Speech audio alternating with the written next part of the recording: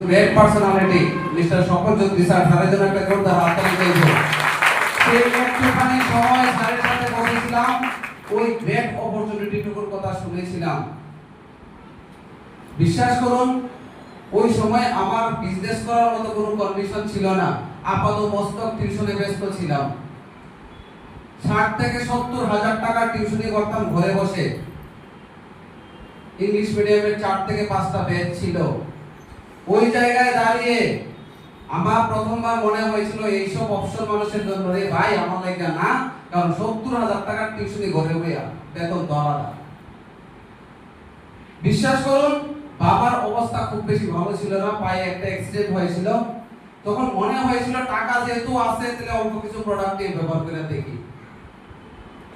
বাবাকে সুস্থ করার জন্য দুটো প্রোডাক্ট ব্যবহার করেছিলাম। সেখান থেকে করার পর প্রথমবার মনে হয়েছিল যে একমাত্র জায়গা, যে জায়গাটা প্রত্যেকের ঘরে ঘরে পৌঁছে দেওয়া দরকার। এত বছর ধরে বাচ্চাদেরকে বেকার তৈরি করার জন্য আমি নিজে বেকার খাটছি, আর ওই জায়গাতে একদিন স্যারের নিমন্ত্রণে এসেছিলাম।